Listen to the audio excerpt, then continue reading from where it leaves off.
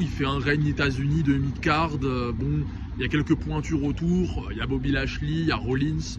Pas vous mentir, je m'en souviens même pas de son règne, donc bref. Par contre, là, il y a une grosse échéance pour lui.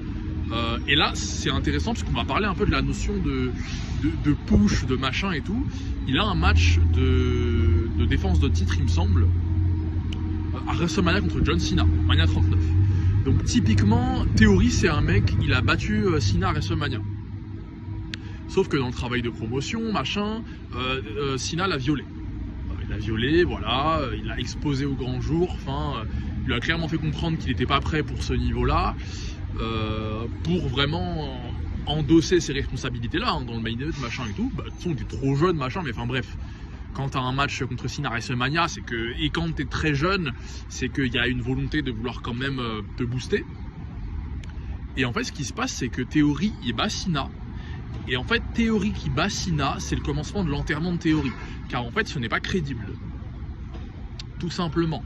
C'est pour ça que le travail de tout ce qui est promotion de combat et tout, c'est hyper important. En fait, si c'est comme Jey Uso, hein, Jey Uso qui dans le travail de promotion était complètement catastrophique, ce qui fait que par la suite, quand il y a des choix qui sont faits en mode il fait tap out Gunther, et bah c'est absolument pas crédible, ça n'a aucun sens.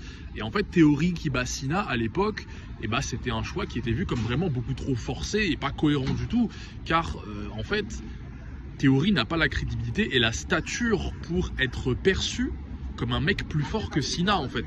Car Cena l'a complètement démonté au micro en fait. Donc